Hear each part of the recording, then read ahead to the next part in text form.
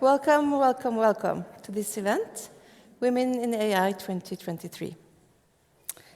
Last year, NORA asked female members of the NORA network to provide short videos with answers to several questions. And one of the questions was, why is it important for more women to get involved in AI? I rejoiced in answering those questions last year, and yesterday I revisited my answers. The answer I gave to the question why it is important for women to get involved in AI was, it is important that women engage with and get involved in the AI field to ensure that the decisions made are representative and valid for everybody. We must strive to reduce and eliminate gender bias, and the voices and experiences of women are paramount to this process. So today, we will do just that. Listen to and learn from the experiences of women in AI. And I'm honored and delighted to welcome you to this NORA event, Women in AI 2023.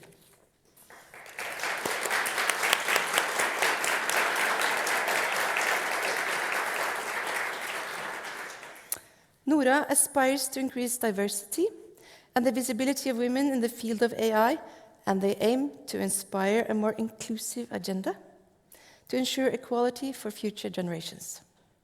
Our collective goal should be to bring awareness by promoting female role models and by portraying the range of opportunities for AI in society at large. And this afternoon, we will discuss the situation of gender and diversity in AI today and measures needed in effort to tackle the inequality and mitigate bias in the field of AI.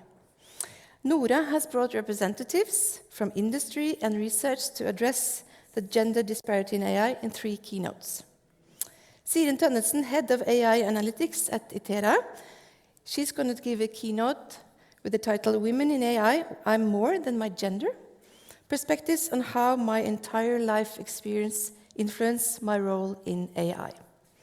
Then Ishita Barua, lead in AI in healthcare at Deloitte, will talk on making women visible in AI and health tech.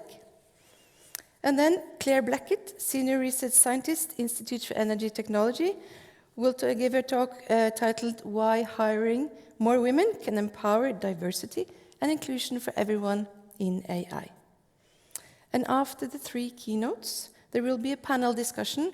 We have some questions prepared, but please feel free to ask, when I give the opportunity, ask questions from the audience, because it's going to be a nice debate or a nice discussion or nice reflections on how it is to be a female in the AI field.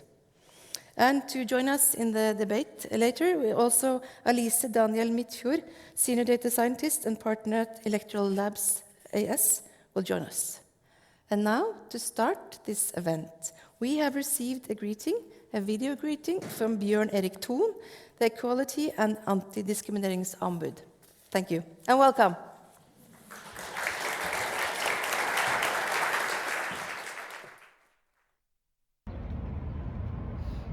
Hei alle sammen. Tusen takk for muligheten til å snakke for dere.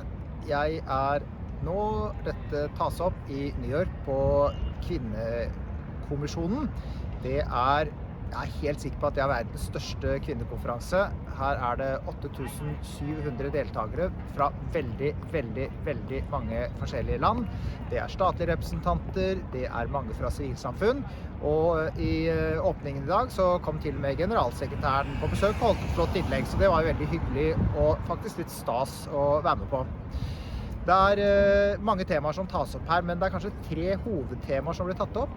Det ene, det gjelder jo at det for få jenter og damer som tar teknologiutdannelse.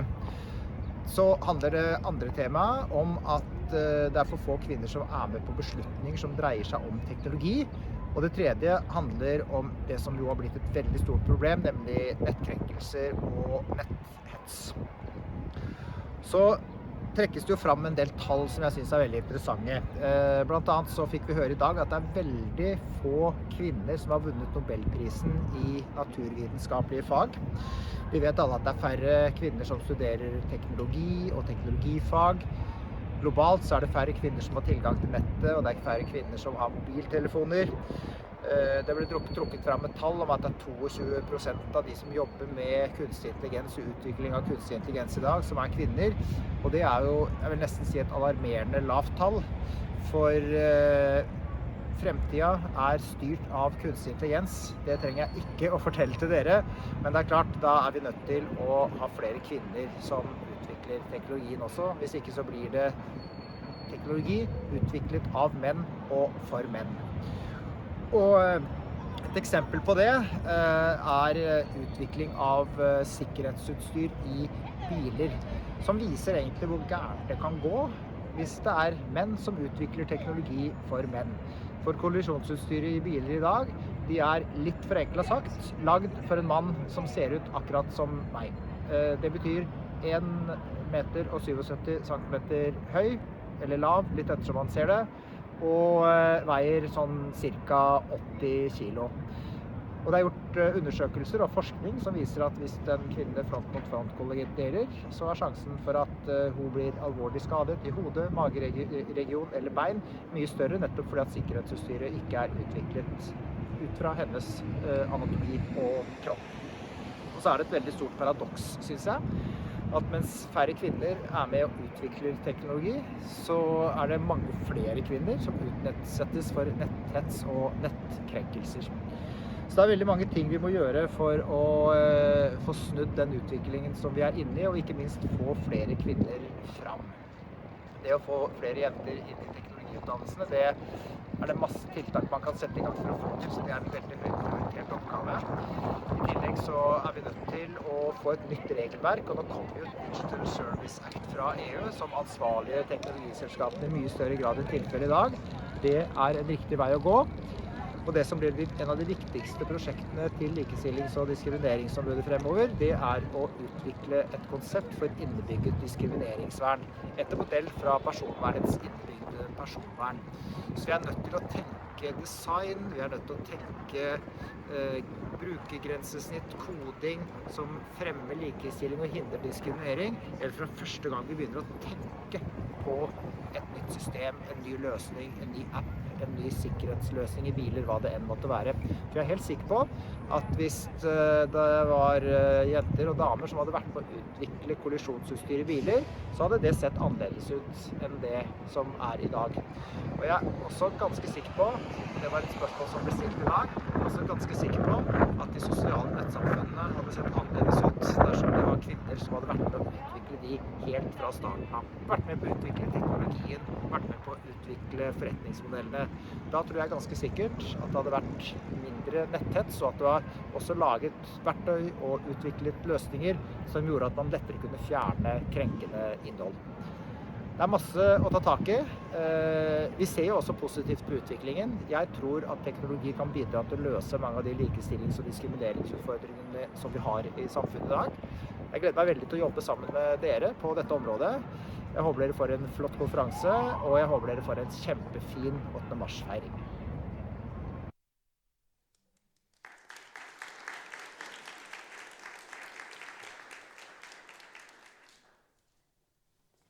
So now it's my great pleasure to introduce Siren Tønnesen, Head of AI and Analytics at Itera. She's a background from neuroscience and intelligence. In 2022, she was elected one of the top 50 women in tech. And Siren is passionate about technology development, data quality, and how data can be used to create insight. And she's going to tell us a bit about perspectives of how my entire life experience influenced my role in AI. Siren, welcome.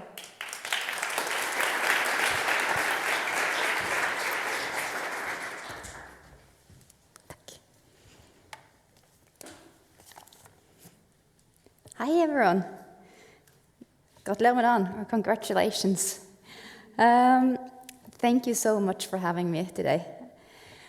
I will talk about my background and my experience and how my background and my experience have influenced both how I am as a woman in AI, but also how I transitioned into AI, and that I am more than my gender in AI.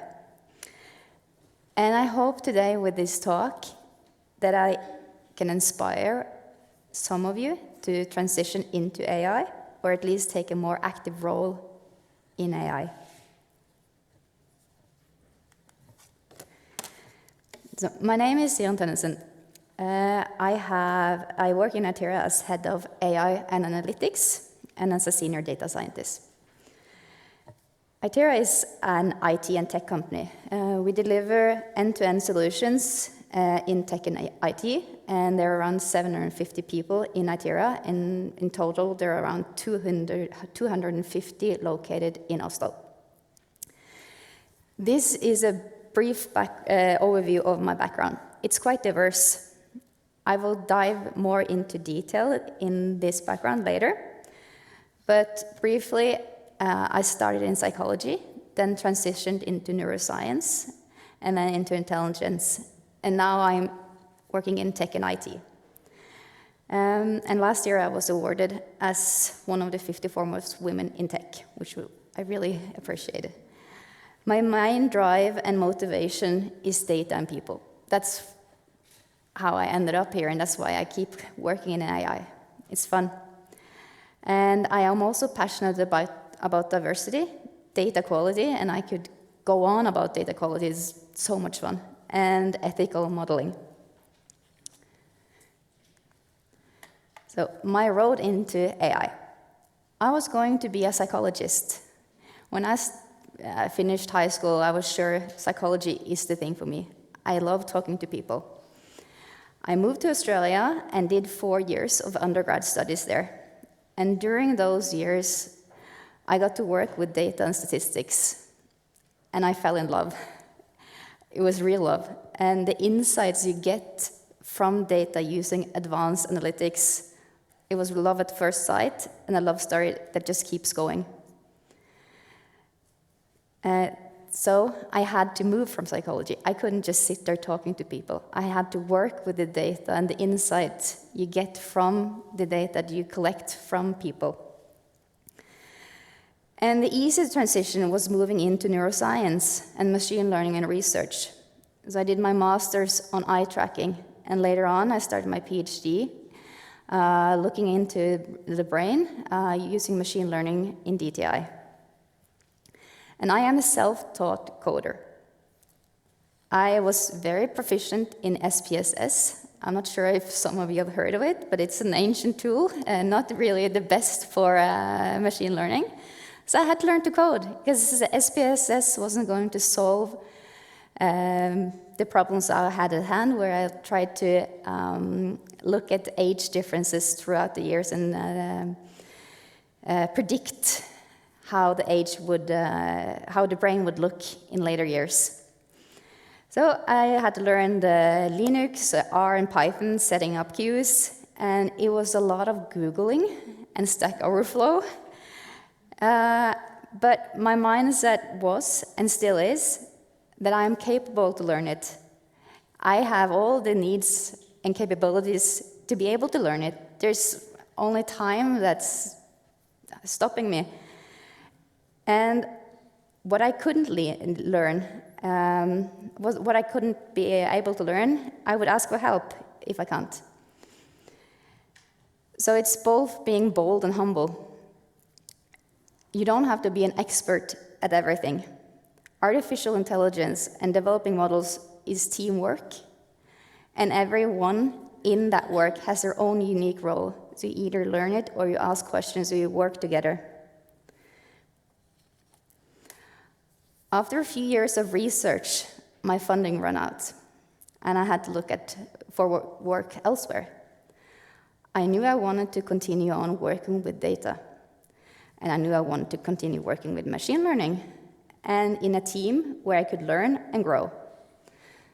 I found an interesting opportunity in the intelligence department in Customs Norway, in their data analytics department. So I trusted my abilities. I knew I had a background where I had some experience with humans. I had some experience with data. I knew I could code a little bit. And I knew after spending quite a few years looking into data and data quality, I knew a thing or two about data quality. So I took a plunge and applied for the job. And I hoped I would survive in this new role, in a different field. And what I learned in this process was that my competence was highly relevant, even though I might not fit the description. My experience with data analytics, data management, led me to question how things were done and set up in Customs Norway. And I soon got a role as a product owner, setting up the data platform, how they would handle the data flow and the pipelines. And again, here was a new experience. I didn't have that traditional background in how to set up this, but it was asking questions and questioning how things were done. And in meetings, I started realizing that my questions were actually, they were listening to what I was asking because they were relevant. And after a few years in Customs Norway, I was ready for something new. And I came across the role in Itera as team lead. And again, I had no tech background, at least not how I saw it. Working with data and analytics, that's just data analytics, it's not tech. But I realize now that's a whole different story. It is tech. And I had never had a leadership role before, leading people. But I picked up the phone and I asked, this looks like a really fun job. Do you think I would, do you think I could apply? And my feedback was yes. Because I said, I don't have the tech background. I don't have a leadership role, but I want to learn. And I know all these things from data quality. And I think my experience and background would fit nicely into here. I have a diverse background where I can challenge and continue growing and challenge the homogeneous environment. So it sounded so much fun that I couldn't let the opportunity go. And my thought has also been like Pippi Longstocking. I keep saying, I have never tried that before, so I think I should definitely be able to do that. With that mindset, I started in Itera and was part of building up the framework and methodology on how we work with data and AI and analytics. It was scary and it was hard work. And I was really out of my comfort zone a lot of the times. But I want to emphasize what I learned a lot of the times is that I feared failure, that my competence and abilities were not good enough, that I had no right to be in that position, that I was not suited for the role I had. So I had to be friends with imposter syndrome, and I'm sure a lot of you have at least heard of it, if not felt imposter syndrome. And I'm sure a lot of you will feel the imposter syndrome working in AI. And my best advice is to trust your abilities. You are there for a reason. And to stop thinking of failure. You don't fail, you succeed, or you learn. And you learn and get better until the next time. But my career and background has been very diverse. I have taken the opportunities in AI analytics that I have found interesting, but I have been outside my comfort zone a lot of the times. And what I would have loved to have had in the start of my career is some advice for someone who had this transition in different fields.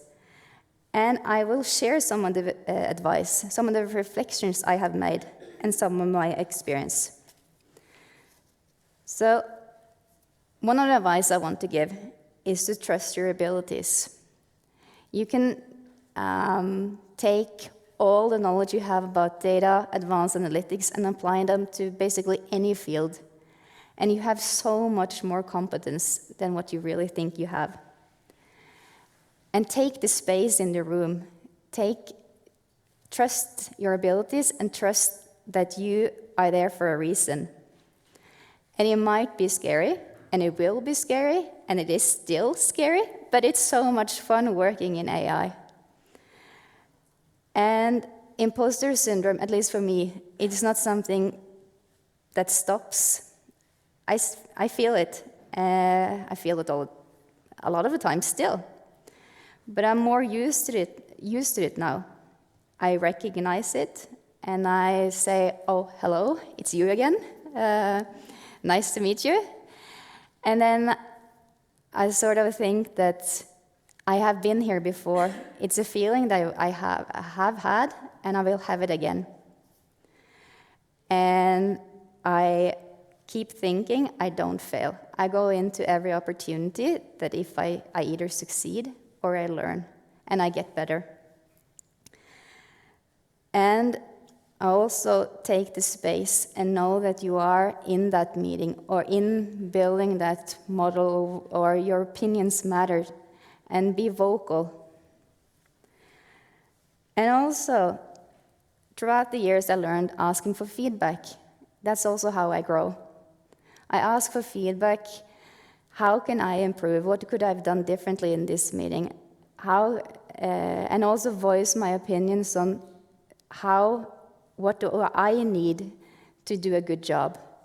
And I will come back to that later, and how the culture and environment in AI, maybe we can look at it differently to facilitate how we can have a safe space for women to voice our opinions. And as head of AI analytics, I do a lot of recruitment. And I also want to mention that I don't recruit based on gender. I recruit based on competence. So you're not given a free pass due to your gender. You're given the position and the role because of your competence. And everyone should trust that if you got the job or positions, it's because you're really good at it. And what I previously questioned is, do I fit in this role? I hope, and now I know that I was given the role and opportunity due to my competence, and not a role or a position I had to fill based on my gender.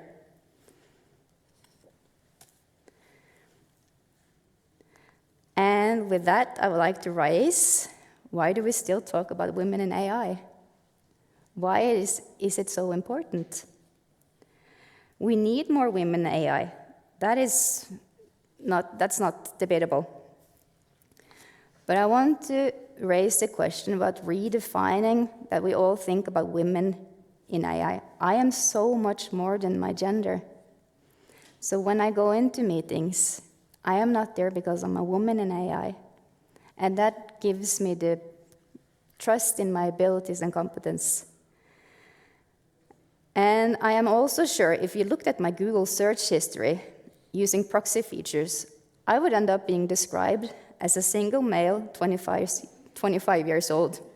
Because I Google a lot of weird stuff, and a lot of tech and nerdy things. And because there's still bias in the data, those features will still put me in a male 25 category.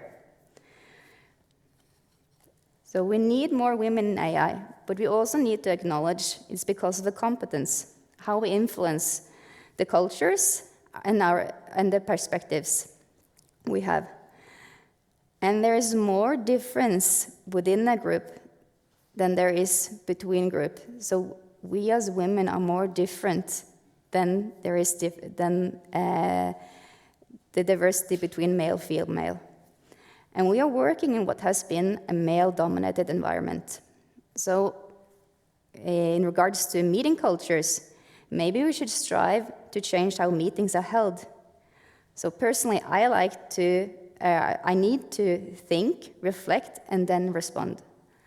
I am not always the most vocal in meetings. I can come with feedback after the meeting has held, when I have had the chance to think and reflect. And as a leader, I encourage everyone to challenge my opinion. Nothing is better when I learn or see something from a different point of view. And that requires large group meetings where those who are vocal can be vocal. But it also requires smaller meetings or one-to-ones, setting up a safe space. So I am more than my gender, and I need to trust that. And I want women in AI and tech or elsewhere to trust that as too. We are our experiences, abilities, and competence. And there's nothing more that I would dislike or hate is to be included due to my gender and not because of my competence. Luckily, that's not something I have experienced often. So I have a diverse background. But I love data, I love AI, and I have trust in my abilities. And I hope that everyone who are working with AI also will continue having trust in their abilities and competence. And I have a few key takeaways I want you to discuss. How we can continue improving and having more women in AI. So it's places like this where you can have network, because networking is important. Finding a mentor or someone you can ask, someone you can talk to and learn from. And to see that opportunities come in all shapes and formats. And you don't have to have a clear path in how you will work in AI. And say yes to the opportunities. Take a deep dive. And if you don't succeed, you learn. And it will be scary sometimes, but it will also be a lot of fun. And trust your abilities and be bold. And to conclude, I would say we are more than a gender. I am Siren in AI. And with that, I hope you can feel free to reach out and ask me questions. Thank you.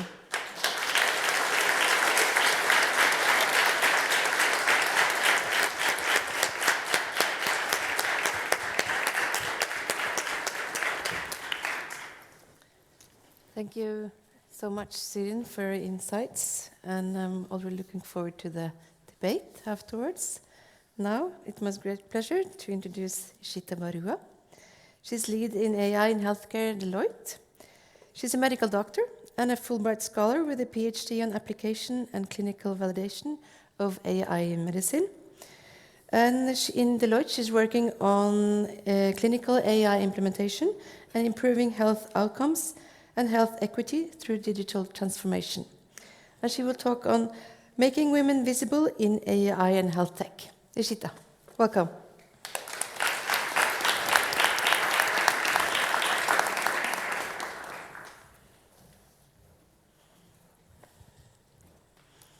Thank you so much. Is this on? Yes.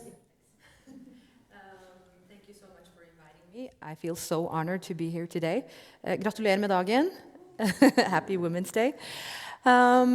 Yes, so I know that I'm probably one of the few that are non-technologists here, but I consider myself becoming one each and every day. So my name is Ishita Barua. Just like Helga introduced me, I'm a medical doctor and I have a PhD on clinical validation of AI in healthcare, specifically on how to validate AI and machine learning in colorectal cancer research. I think that we are all gathered here today for three main reasons. We are here to celebrate the fact that we actually have a Women's International Day. The second one is that we need to contemplate on where we are today. Are there more barriers to cross? What needs to be done? And also, the third thing that we need to do is to challenge the status quo. We're not there yet. We haven't reached our goal. We don't have equality or equity even, which is what I will be talking about. Now, the title for my keynote is Making Women Visible in AI and Health Tech. Does it bring anything to your minds? Because it's inspired by another title, which is taken from this book, Invisible Women, or as when I read it, was Invincible Women. And then I thought, oh no, it's Invisible Women, okay. So this is a book written by the British author Caroline Criado Perez, Data Bias in a World Designed for Men. Now, the book describes the adverse effects on women caused by gender bias in big data collection, And gender blindness in tech culture produces what Perez calls one-size-fits-all men. Now, the average smartphone, they are too big to fit, at least in my hands. I have very small hands, but they are 14 centimeters. They do not fit into pockets. One of the reasons for that is that they don't make pockets in women's trousers anymore. Have you noticed that? Like, we don't need it, like we have small bags or something. So, and also they don't fit into our hands. And in the previous video with the greeting, the representative also mentioned something about car crashes and tests for safety, that they haven't been thinking about women and women's measurements when making those tests, right? So going into a car is actually less safe for us. They weren't thinking of women. And also, speech recognition software is trained on recordings of male voices. So unless we crunch the numbers, look at the data and take the positive steps to correct the bias, Perez argues that inequality will automatically continue, and I tend to agree with her on that. Now, gender data gaps in healthcare are already putting women at risk in many ways. Now, you have adverse drug reactions. Now, to think of it, women are at risk, at significantly higher risk than that of men. 2/3 of the reported incidences of adverse drug reactions that come into the Norwegian Medicine Agency are actually from women, not men. Some of that is due to the fact that some dosages are meant for men's metabolism and that women use a lot longer time, so the dosages are not accustomed to a female body. For instance, you have the sleeping pill Ambien. You needed to reduce to half the dose because women metabolize at half the time. Now, there are also care delays and errors. Doctors tend to misdiagnose, underdiagnose, and even undertreat diseases that predominantly affect women. For example, heart attacks, they tend to manifest differently in men than in female. So while a man can come in with chest pain, this is something we know from the ICU and the hospitals. When men come in, they tend to have, they will put their hand on their chest and say that they have chest pain. With women, much more, they have different types of symptoms. It doesn't necessarily manifest in a typical way, which is something you would think that the medical doctors would know, but they don't. They know, but they still don't apply that knowledge every time there is a woman in the ICU coming in with some, let's say, diffuse symptoms. This is a very big problem, and also a lot of diseases have been more focused on lately. For instance, endometriosis, right? So you have heard of it? It's been in the media a lot. Yes. So it's a gynecological disease, and it affects 5 to 10% of women, partly because many physicians tend to dismiss it. It's that hard to actually diagnose. So I'm putting my money on having maybe AI or some other help, historical data that could maybe perhaps help the doctors in reviewing the charts in a way that would make them more able to diagnose it and not use 5 or 10 years, right? We will be coming back to that. Now, compared to men, women who report chronic pain, they are prescribed less effective pain medication also. And the third one of the health disparities, they experience more disease and disability. So women outlive men on average, but experience more disease and disability. They also have lower survival rates for certain diseases, for example, heart disease, as previously mentioned. And after heart attack, caregivers who are typically female, they are more likely to suffer another heart attack or die within a year. So these are the health disparities that we need to work on. Now, many of the problems that lead to health disparities are rooted in gender bias. And gender bias in healthcare is widespread. So patients, doctors, researchers, They can all hold biased views about gender, and these views affect how the healthcare system works and have a serious impact on health outcomes. Now, inequity in medical research, that reinforces gender bias.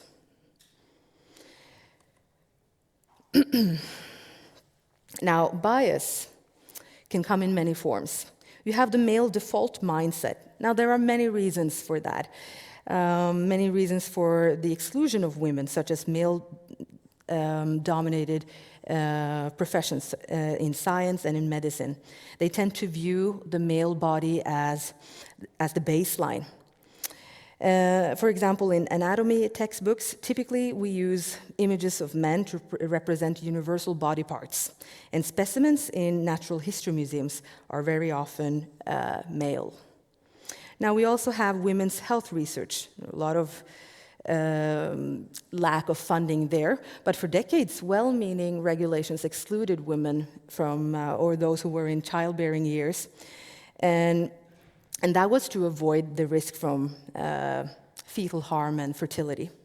Now, since the thalidomide tragedy in the 1950s, that was when you had this drug for tranquility, and it was given to both women and men, but for the consequences for the pregnant women was catastrophic, because babies were born without limbs at that point.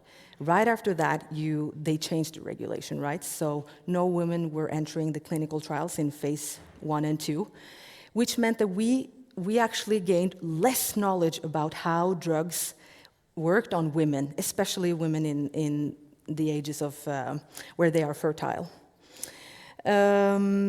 So this meant a vast amount of research only involved male participants, and however, the important biological differences between the sexes, that can influence drugs, it can influence therapies and how it affects people, and as a result, studies from before the 1990s are very flawed. Now, researchers are also likely to have missed out on treatments that might have worked better or only for women, which is something we really need to consider. And then you have the disbelief in symptoms, stereotypes about gender and how it affects especially women. Now, studies have shown that doctors often view men with chronic pain as stoic and brave, while women, they're hysterical. They also found that doctors were more likely to treat women's pain as a product of mental health, a mental health condition, and not so much as a physical condition. Now, in Norway, actually, recently the Norwegian Ministry of Health and Care Services launched their report on women's health in Norway and why sex and gender matter. Now, the key takeaway is that, and the way that they concluded in that commission, is that we have failed as a society to account for sex and gender in health policy and healthcare services. Wow, that is something probably a lot of us has known, but now it's stated. Now, there are 3 other findings I would like to highlight. These are the following. Women's health is considered low prestige, and this may have consequences for priority setting in healthcare. 2, updated knowledge on sex and gender differences in health is not sufficiently integrated in healthcare policies. 3, women's voices and experiences are not listened to. Wow, this is just, you will get depressed by less results. I mean, these are, damning. Now, the commission behind this important report also gave us an action list of 75 actions, actually, and a request for an additional 1 billion Norwegian kroners to support women's health and funding of that. Now, one of the recommendations from that list was to utilize more technology in precision medicine. And the reason for that is that precision medicine can benefit women's health and be tailored to the needs and the symptoms of women specifically.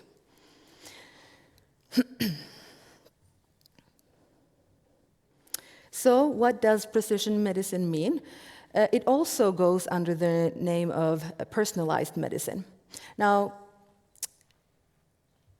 The ambition of precision medicine is to design and optimize the pathway for diagnosis, for therapeutic intervention, and prognosis by using large, multidimensional biological data sets that capture individual variability in genes, function, and environment. And guess what? Technology such as AI would be perfect for that. It's a game changer. At least that's the hope, and we need to clinically validate it. But now we at least have a suggestion for how we can proceed. And also we need to bear in mind that it needs to be used in the right way. But let's look here. This is AI through a lifespan, and this figure perfectly sums up what we hope AI will offer us in the near future. Now, these are AI applications. You could also call some of these interventions as precision medicine. It ranges from everything like before life itself starts, with embryo selection for IVF, genome interpretation for rare diseases, medical voice recognition, wearables, chatbots for mental health assessments, paramedic diagnosis of heart attacks or strokes, assisted reading of scans, slides and lesions, detection and classification of cancer and mutations, promoting patient safety with standardization, and predicting prognosis for sickness and death. So a lot of these tasks would be better handled if the doctors had AI to supplement them, right? So just take genome interpretation. How are we going to have the ability to, within even a week, go over the whole genome of a human being? It would be impossible, right? So that's one way that AI could be applied in medicine and could actually benefit the doctors and also the patients. Embryo selection for IVF. Now, we're pretty good at IVF and embryo selection, but we could be even better, right? And these are things that are mainly the concerns of women and women's health. And also the whole range, like this, it fits into the whole lifespan. So there are a lot of applications where AI could really be a game changer for precision medicine. Now, what is the impact of AI in healthcare? So these are the ones that I will talk about. The increasing of efficiency and productivity. Now, besides the productivity and workflow gains that can be derived from AI-assisted image analysis and clinical decision support, there is also the potential to reduce the workforce for many types of administrative jobs. Now, AI can also help reduce care gaps. So algorithms can absorb fast-changing clinical medical knowledge, adopt new clinical guidelines, and also apply or recommend them consistently without the delays that we have with human doctors and variations inevitable among humans alone. Also, you have the impact of enhanced patient communication. Now, when I worked as a doctor, I felt that most of the time I spent typing away, documenting. So my eyes were more fixated on the screen than it was on the patient. That is very sad to say, and this is what I hope that AI will change, or some other technology. It doesn't need to be AI. But the fact that I have to spend so much time documenting, which is a very important part, but is also not something that necessarily mandates having a MD degree. Why not use technology in a way that supports the doctor so that they can spend more hands-on time with the patients? And also, there is the democratizing effect. Now, the patients are not dependent on whether they have an appointment with a more junior or senior doctor when using AI, because AI will find a way to actually compensate for the lack of experience. They will put everybody at a certain threshold. So each and every time you will actually be able to perform at a certain level. And also, algorithms capable of handling large data sets could support efforts to, like I said, fill the data gaps, to understand sex differences and develop effective interventions for women. Now, algorithms have the potential to amplify historical male bias, as well as other, often intersecting biases such as race, and risk female patient safety and outcomes. And to battle that, we need women to be represented, both in the data sets, but also as developers, as programmers, as leaders, and all the other roles that either impacts the development, the utilization, or when they are in the receiving end of that treatment. So what are the numbers? What I found was that according to UNESCO's science report from 2021, women make up about 22% of AI professionals worldwide. And a study from 2022 showed that female AI researchers globally make up about 27% of the authors that are publishing AI research. Now, I have given this talk before, and that number was lower, so I recently updated that. It was, I think, less than 20%. So it's going in the right direction. However, while women are underrepresented across most scientific fields, the AI sector is actually suffering from an even greater diversity crisis than other science, technology, engineering, and mathematics, or STEM industries. So what can we do? These are some of the proposals. Now, I think we should support women in STEM, even if I am a medical doctor and not necessarily a STEM woman. I think that we need to focus on where we're lacking female representation. One of the reasons there are not more women in AI has its roots in childhood, long before young women enter the workforce. And why is that? Is there anything we can do? Are there any interventions that we can execute? This doesn't start when they apply for university, it starts way before. More research on women's health. It is not profitable enough for the pharmaceutical companies to research pregnancy, birth, and maternity. There are big knowledge gaps for conditions such as preeclampsia, even though almost 12% of Norwegian women giving birth experience this. Now, we also need more funding for innovation. So we are 1/2 of the world's population is women, and women account for 80% of consumer purchasing decisions in healthcare industry. Yet, approximately 1% of healthcare research and innovation is invested in female-specific conditions beyond cancer-related conditions, because cancer, that's big business, but other female-related conditions are not so much. And then we also need mentor for women for leadership roles. Now, the time has come to hire and promote women to at least 50%. And I know that that's a high number. Norway was the first country in the world to introduce a minimum of 40% gender quota on the boards of listed companies. But why not be more ambitious? What is so wrong with requesting 50% when half the population is 50% of women, right? So for the well-being of our society as a whole, we need to fight to make women visible and invincible also. But not only is it a moral imperative, but meeting women's health needs and improving gender equity, it's an all-around smart decision for the individual, society, economic prosperity. And after all, a woman's health lays the foundation for her children's health, her family, her community, and for generations to come. So, women's health, is this the world's best and most underfinanced investment? I think so. And in the future, there is a growing potential for technology that is being referred to as femtech. Now, femtech is not something I coined. This is from 2016 by entrepreneur Ida Tin. It encompasses a range of technology-enabled consumer-centric products and solutions addressing women's health needs. Now, this industry is set to be worth more than $1 trillion. So for those of us who are triggered by numbers and money and investments, this is something to invest in.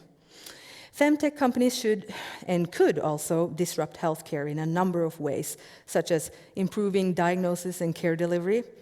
Now, clinical diagnostics companies, they are often pushing the scientific frontier to address unmet medical needs in areas such as endometriosis or preterm birth, and enable women to access care in a more convenient, consumer-centric manner. And also enabling self-care, trackers, wearables, at-home diagnostics. These are femtech solutions that are helping women take greater charge of their own health and health-related data. The third one, addressing stigmatized areas. Now, companies are addressing what have been considered to be stigmatized topics head-on. They have solutions for menstrual health, sexual health, pelvic care, and menopause. These are words that just a couple of years ago you couldn't say out loud, right? Now, this is a part of our economy, and it will be a bigger part of our economy. Many people also react to the fact that it's called femtech. Why do we need to put fem or feminine in front of technology? Isn't technology supposed to be for all? Yes, but we do see that when we actually consider who this technology is for and use that word, it tends to fit and actually target those who are in question here, which is women. That was all from me. Thank you so much. If you have any questions, please do not hesitate to send me an email. Thank you.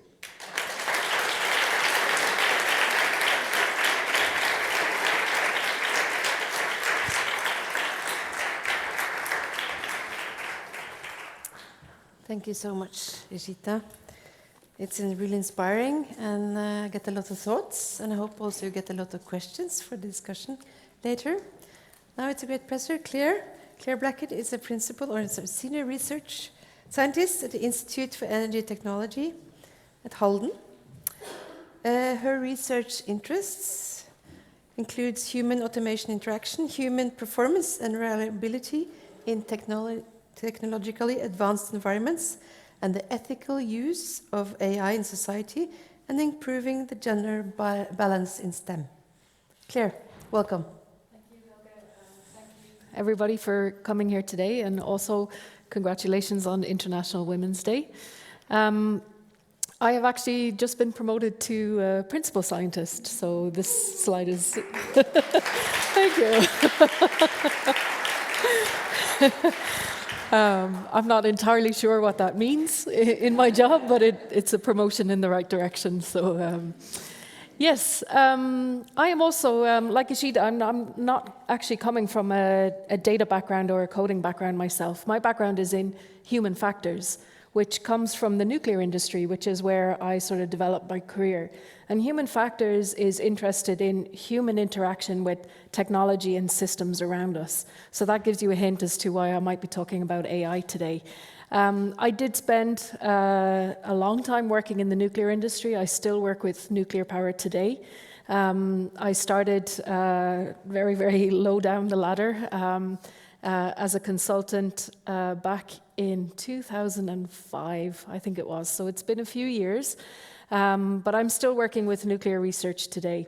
In addition to the nuclear, I also then work with other technologies like transport, healthcare, yes, things like that, oil and gas, and so on.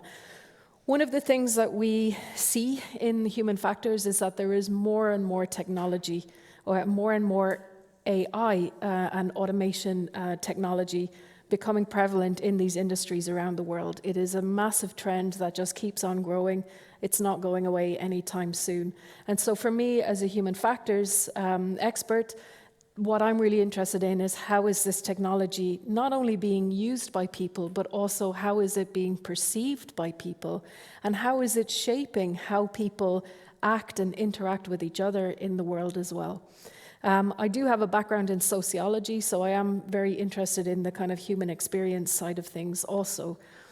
So last year, myself and Marianne Bjørkman, who worked at Smart Innovation Norway, also based in Halden, we had a pre-project funded by Viken fylkeskommune called Women in AI. And we were focusing primarily on the Viken county, but also looking kind of across Norway generally. The goal of this project was to try to understand the situation for women working in AI-related roles. So we know that there's been a lot of emphasis in recent years, particularly in Norway, on trying to get more girls and women into computer science, brain fog, sorry, programs at university level, and also, particularly into AI as well. But Marianne and I really wanted to see, what happens afterwards. Are these women then going into AI-related roles? How are they experiencing those roles? How are they getting on in them? So we focus on women in the workforce rather than in university. And we really wanted to understand what are the experiences, what are the incentives and barriers for women working in AI in Viken and in Norway. What are the existing initiatives that encourage more women into AI? NORA, for example, was one that we knew about, but what are the other initiatives going on in Norway? And what are some suggestions that could be done to improve the situation? So this was a pre-project. It was a very short project just to give us some initial data, and the idea is that we will apply for a full project on this. But as part of that pre-project, we interviewed 10 people, including some people in the room today, like Siren. And we also had a workshop with 13 people as well. And as I said, the findings that we get from that project will be used to write an application for more funding on this. Before I get into the details of the findings of the project, as part of it, I did a little bit of background digging as well, just to see, can I find some numbers, can I find some information about what is the state of women in AI today?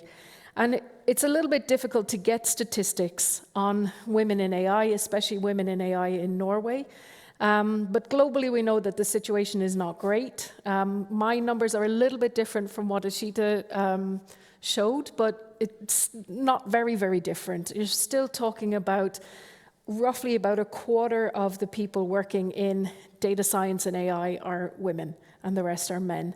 Part of the reason that it's difficult to get statistics on this is that data science and AI is such a wide field. It's really, really diverse, so it's very difficult. Some people in a job might not even consider that their job is AI related, even though it might very well be considered that to another person. So that's part of the reason why it's so tough to understand, but we can tell, we know, and probably most of you in the room today know that it's roughly about a quarter of the people are women. And you can see on these slides here, so on the far side, it shows that the different kind of areas where AI is currently being applied. These are numbers from the World Economic Forum, and this is from 2018.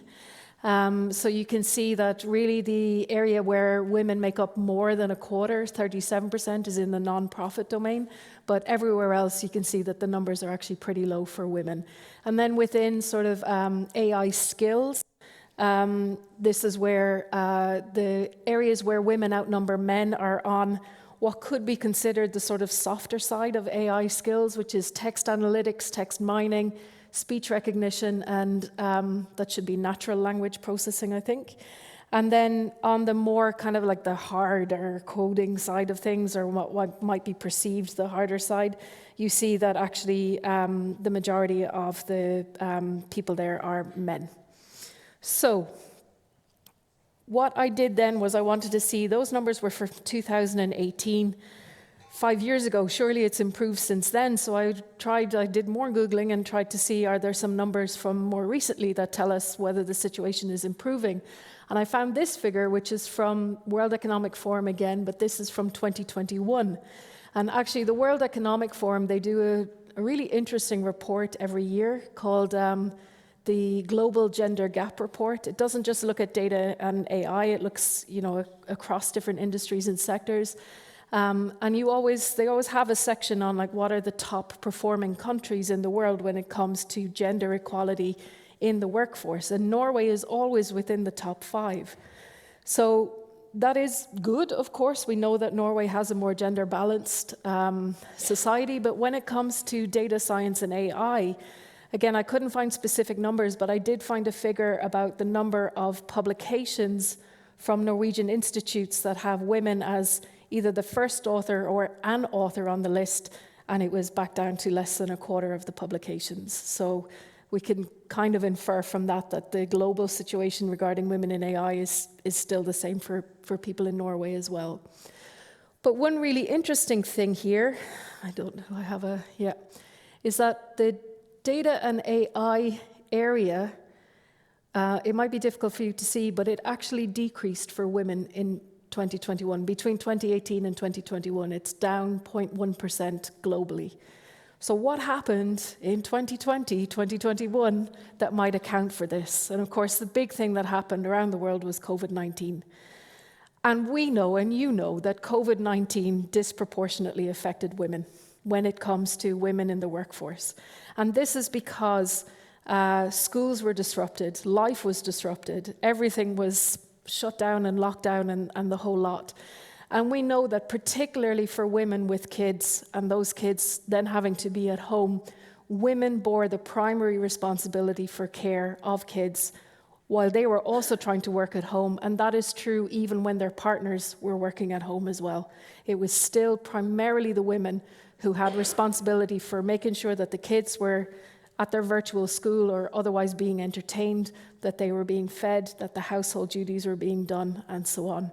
And there is a term in gender research called the double shift, and this is what it refers to. It's that women do one shift at work every day, and then you come home and you start your second shift, which is looking after the household. This was, according to the World Economic Forum, women were twice as likely to experience the double shift during the COVID-19 lockdown periods than their male partners were. Furthermore, during COVID-19, there was increased pressure on the tech sector, particularly when it comes to automation and AI-related tech, because all of a sudden we couldn't go into our offices and there was a huge need for really good communication and collaboration technology. So women working in tech, everybody working in tech was experiencing increased pressure to put out products very, very quickly. But then women in tech who are already disproportionately burdened with the double shift may have felt that extra pressure on top of it again. So it was just really a bad situation. And so what we see is that globally, there was a decrease in the number of women working in data and AI related jobs. So how does it look today? So this was the most up-to-date figure that I could find. Again, this is from 2021. And what we see is that in data and AI, the latest figures that have been estimated, it's around maybe 32% of women working in the very, very broad category of data and AI. But still, we still have a long way to go. As Ishita said, we make up 50% of the population. Why don't we make up 50% of these jobs as well? One of the big questions, of course, that gets asked is, why does it matter? And any normal, logical person will understand that it's a problem. But why specifically is this a problem? Why do we need to have better gender balance in data and AI? We keep seeing, and it's been mentioned a couple of times today that, for example, technology for car safety being developed with men in mind, or all of the data that we have from the healthcare industry and the medical industry saying that women's data just isn't making it through, and that has dire consequences. It can also just be really irritating. So this is an app that was developed by Apple a few years ago. They promised this expansive health app, and when it was released, 50% of the population said, well, I can't use this approximately a quarter of the time during the month because it won't allow me to track menstruation. It's a glaring oversight. But when you look into who was developing the app, of course, it was a team of mostly male developers. They were interacting with doctors when they were actually developing this app at the Mayo Clinic, but the doctors were all white male doctors. And none of them thought, maybe we should have menstruation in this. It actually just did not occur to them. So it's not that they thought about it and dismissed it. They just never considered it in the first place, that this might be something that we want to track. And women, 50% of the population, have been tracking menstruation for thousands of years. So it's a massive, massive oversight and incredibly embarrassing for Apple. Of course, they quickly fixed it and put in the ability to track menstruation. But it's this quote here that I found, that the fact that it's a women's issue isn't grounds for dismissal, and it isn't grounds for just not thinking about it in the first place. So it's such a glaring oversight. And as I said, this is not going to kill anybody. Nobody's going to lose their life because they can't track their menstruation in this app. There are plenty of other apps out there that we can use. So at best, this is just really irritating. But then I came across this story, which made me very, very sad. So this is an article that was written by a girl called Madeline. So when she wrote it in 2015, she was about 12 or 13 at the time. And I absolutely love Madeline. I would really love to meet her because I think she's going to be a fantastic researcher if she decides to go down that route. But she was playing a game on her phone, and she noticed that the only characters that she could select were all male characters. And she thought, well, but I'm a girl, I want to play as a girl, and it wasn't an option for her. And she got kind of interested in this, and she looked at her friends' phones and saw, like, what games are you playing? And any games where there were characters, again, there were only male options given to them.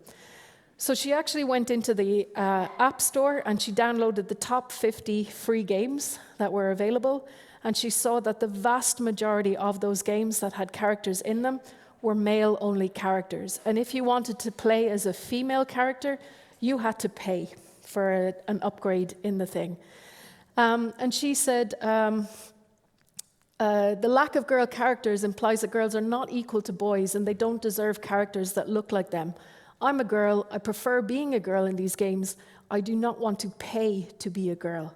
And I thought, for a 12-year-old, that's really, really astute, and that's really incredible that she saw that.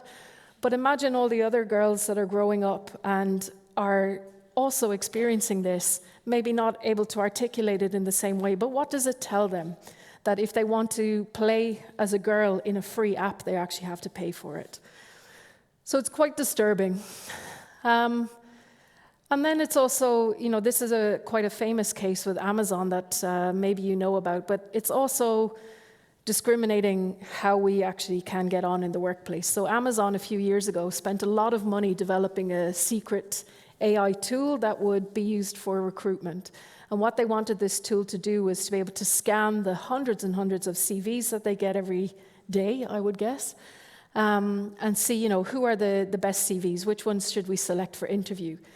And they tried and they tried and they tried, and they could not get the gender bias out of this algorithm. So first of all, they realized that the algorithm was automatically discarding any CVs that had a female name or a known female name on the CV. So they managed to fix that in the algorithm. And it was still only recommending to them men's CVs. So they thought, what could it be now? And then they realized that the algorithm was going in and looking for anything that referenced, I was the female entrepreneur of the year in 2012, or I was, won the female chess championship in 2017. And it would look for these, things that mentioned being a female or being a woman or being a girl, and again would just scrap those straight away.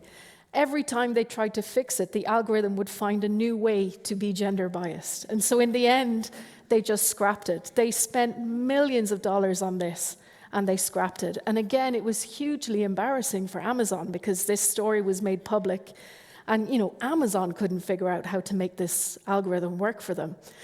And what they realized after a while was that they were training it on data from the past 10 years of hiring on Amazon. And of course, it's a hugely male-dominated industry. So the majority of the CVs of the people that they had hired over the last 10 years were from men. And so the algorithm thought, you want to hire men, so I'll give you men. And so it was that historical data that was actually informing the algorithm. And like I said, even though they tried to fix it, they couldn't fix it because of that historical data that had gone in there at the beginning. And so this is a really interesting situation. And Ishita has already mentioned, like in the healthcare industry, that, like I said, it's not being able to track female-specific things in health apps is irritating. It's very sad when you see that young girls feel like I have to pay extra in order to be represented as a female in games that I want to play. It's really annoying when you can't get hired because the AI algorithm is automatically discarding your CV. But it gets really dangerous when it comes to the health aspects or design aspects of transport or other high-hazard industries. It could even be the design of the protective gear that you're wearing if you're going into a high-hazard industry like the nuclear industry. That's where it starts to get really dangerous, where when we have these biases that are inherent in the data that are affecting how products and solutions are being developed, and they're being developed for men and not for women, so it starts to become really dangerous. As it says here, it can actually be life or death. Not getting a job is awful, but healthcare is life or death. So, this was a quote from Fei-Fei Li, who used to be the chief scientist of AI and machine learning at Google. She's now a professor of computer science at Stanford University. But she talks about, and if you think about that Amazon tool, she talks about why we need to fix this now, why we need to nip the problem in the bud and not sort of wait until a few years down the line. As I said, with the Amazon algorithm, they initially trained it on exclusively male data. They didn't realize that's what they were doing, but that's what they were actually doing. And later on, when it was showing these gender biases, they would try to go back and retroactively fix it. But because it had been trained on almost exclusively male data in the beginning, they could never actually roll that back. And this is why we need to get more diverse voices, more women, more people of color, more people with diversity in their ethnicity, in their gender orientation or sexual orientation, in their backgrounds and so on, because we need to build AI properly from the beginning.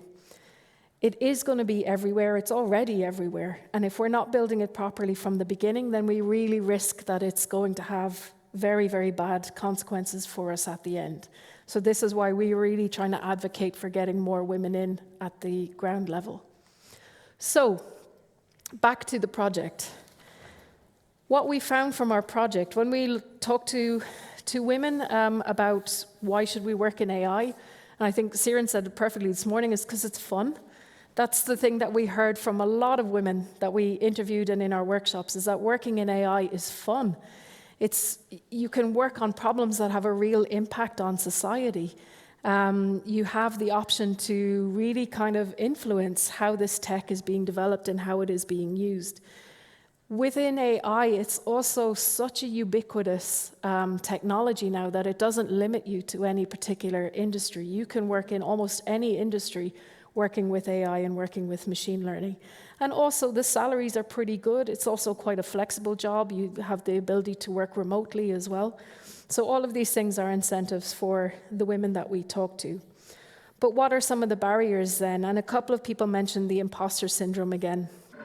I myself have suffered from imposter syndrome. The nuclear industry is very male-dominated.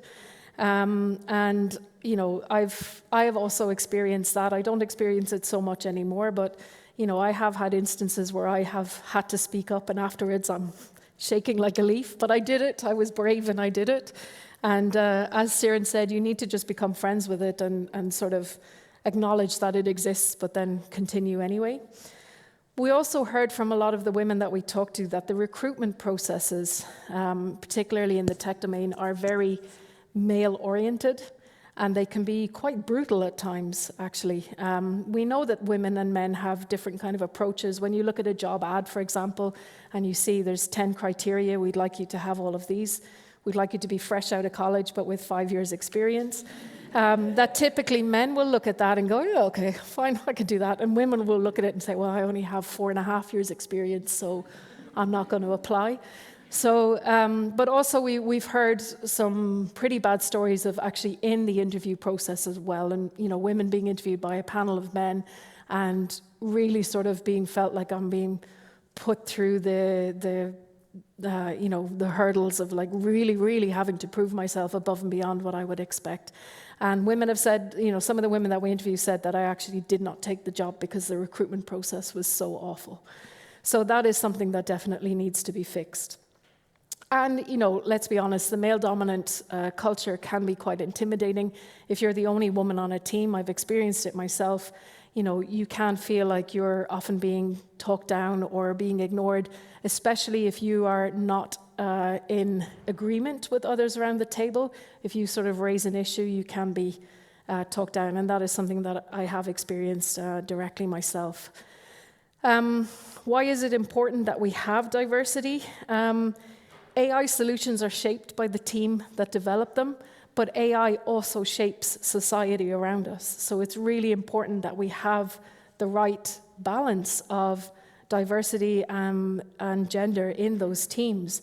We need to make sure that any potential underrepresentation is addressed right from the beginning, or any inaccurate assumptions as well. Diversity doesn't just mean more women. We also need diversity in sexual orientation, in gender identity, in ethnicity, education, cultural class backgrounds, experience, and age. And this is something that majority of the women that we spoke to really felt strongly about. It's not just about your gender, it's all of these other people who need to be represented as well. And so how can we encourage more women to work in AI? We said we really need to promote a good work-life balance and flexibility in the workplace. We know that women disproportionately have the burden of care and responsibility at home, so we need to be flexible for that. We need to address these recruitment issues and encourage more women to apply for promotions, offering mentoring, coaching, and training to all. And also, we really need to engage men in these issues. So we, as women sitting in this room today, we know all these things. We've all experienced them. So many of the women are nodding along and yes, yes, yes. We know this. We're not telling you anything new here. What we need to do is actually get more men on board and on our side. And I'm really pleased to see a lot of men in the audience today. That's actually really, really nice to see. It is a cultural issue. We do see that the barriers that women experience are very, very related to organizational culture. And so the only way that we can change organizational culture is if all of us are willing to actually change it. As I said, we are intending to apply for a full project or full funding for this project. So we are aiming to dive into these issues a lot more. And we hope that in the future then, if we get this funding, we'll have some more reports that we can share with people. But just as my kind of final words then is that gender imbalance in AI-related roles, in our research that we've seen so far, it's a cultural issue. It's nothing to do with lack of ability or lack of ambition by women. And so to address this issue, we really need to focus on changing the organizational and the social culture around women's abilities and roles in AI. And yesterday morning, I was listening to a podcast where the woman who is the CEO of YouTube was being interviewed. I know her first name is Susan, and I can't remember her surname right now. But she made a very interesting comment where she said, you know, tech is what drives innovation in society. Tech is what drives change. And that is more true now than ever before. And so she said the question is like, who do you really want to be behind that tech? And I just had a vision of Elon Musk being the person who determines how I drive my car, how I shop, how I communicate with my friends, how I live and work. And I was horrified and I thought, I don't want him to be in charge of all of these things. But it's really true. We need more women at the ground level all the way up to leadership, because the tech is what's actually going to shape the future world that we live in. It's already shaping our world now, and so that is why we need more women in AI. Thank you.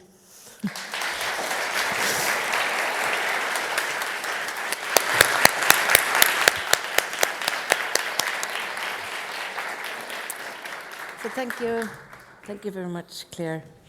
I'm really looking forward to the discussion.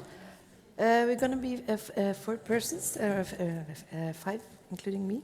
So Alise Danielle Midtfjord is also going to be, and she's a senior data scientist and partner at Intellectual Labs. And she recently submitted her PhD in machine learning at the University of Oslo, and she's especially passionate about the development of trustworthy and value-creating AI. So Birte, should we have 5 minutes now for or? Yeah, 5 minutes for a cup of coffee. Coffee? Anything? We're just going to arrange things on scene so you can. And please prepare some questions. Thank you.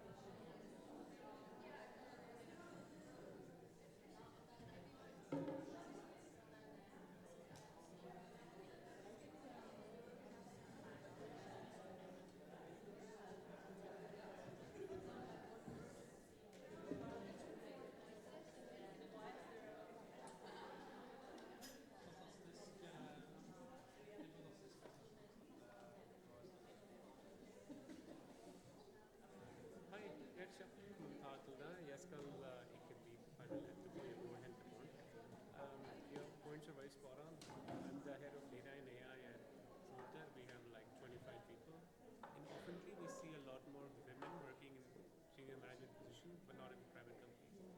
I'm also an assistant professor in Oslo Met, so now, after 7 years, now I see more women coming up, more girls coming up in my class, as compared to like 4 years ago. I have a startup which makes the data for AI companies. We do like data labeling, data annotation. We have 500 people, 300 in Norway and 200 abroad. 45% of them are actually women. Things are happening, but people not happening at a major scale. But I'm also wondering, like the project you are working with right now, can we be a partner of that project? Give you data on how, because we are making data for AI.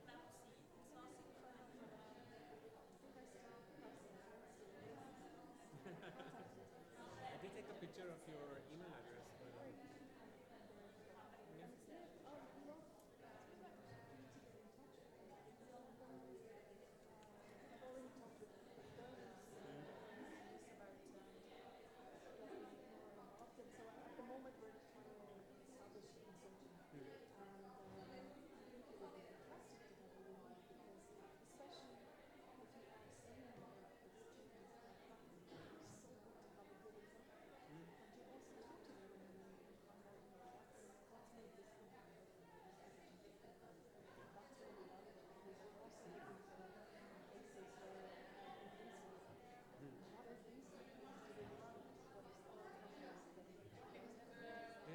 There's an unsaid rule in often date. It's like not really a rule, but an unsaid rule that if you get two people of the same qualifications, you should hire a female. And that is because we see in tech, it's like so many men. And I didn't see this as a problem until I started becoming working as a professor. And then I looked at my class and I'm like, where are the girls?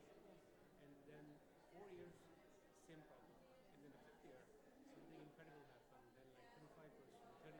And now in my class, I see 50-50 ratio, which is very good. And that is AI. This is AI. So, and when you go on the opposite side, you become a father, or you become like or your sister's looking for a job, or your wife is looking for a job, you're like, oh shit, this is an actual problem. You need to fix this problem.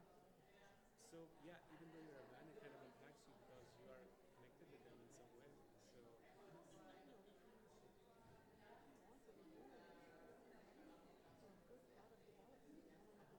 good product development.